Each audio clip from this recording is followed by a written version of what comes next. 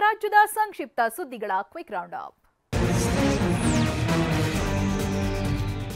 ಕಸ ವಿಲೇವಾರಿ ಮಾಡದಕ್ಕೆ ಖಂಡಿಸಿ ಪಟ್ಟಣ ಪಂಚಾಯಿತಿ ಕಚೇರಿ ಮುಂದೆ ಕಸ ಸುರಿದು ಸಾರ್ವಜನಿಕರು ಆಕ್ರೋಶ ವ್ಯಕ್ತಪಡಿಸಿದ್ದಾರೆ. ಚಾಮರಾಜನಗರ ಜಿಲ್ಲೆ ಹನೂರಿನಲ್ಲಿ ಒಂದು ವಾರದಿಂದ ಕಸ ತೆಗೆಯದೆ ನಿರ್ಲಕ್ಷ್ಯ ತೋರಿದ ಜನಪ್ರತಿನಿಧಿಗಳ ವಿರುದ್ಧ ಸಾರ್ವಜನಿಕರು ಕಿಡಿಕಾರಿದರು.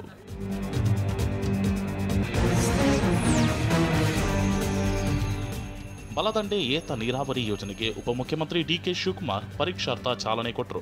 ರಾಮನಗರ ಜಿಲ್ಲೆ ಕನಕಾಪುರದ ಹಾರೋಬೆಲಿಯ ಮೂಲೆಗುಂದಿ ಬಳಿ ಡಿಸಿಎಂ ಡಿಕೆಶಿ ಚಾಲನೆ ನೀಡಿದರು. ಅರ್ಕಾವತಿ ಡ್ಯಾಂನಿಂದ ರಾಮನಗರದ ಇತರೆ ಭಾಗಕ್ಕೆ ನೀರು ಹರಿಸುವ ಯೋಜನೆ ಇದಾಗಿದೆ.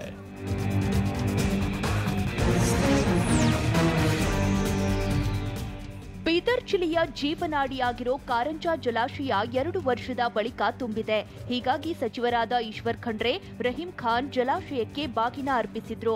ವಾರದ ಹಿಂದಿನವರೆಗೂ ಖಾಲಿಯಾಗಿದ್ದ ಜಲಾಶಯ 5 ದಿನದಲ್ಲಿ ಮಳೆಗೆ ಭರ್ತಿಯಾಗಿದ್ದು ರೈತರ ಮೊಗದಲ್ಲಿ ಮಂದಹಾಸ ಮೂಡಿದೆ.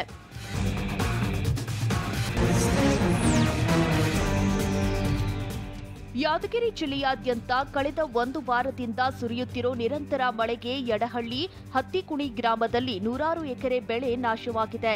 ಹತ್ತಿ, ಹೆಸರು, ತೊಗರಿ, ಭತ್ತದ ಬೆಳೆ ಜಲಾವೃತದಿಂದ ನಷ್ಟವಾಗಿದ್ದು ಸೂಕ್ತ ಪರಿಹಾರ ನೀಡುವಂತೆ ರೈತರು ಆಗ್ರಹಿಸಿದ್ದಾರೆ.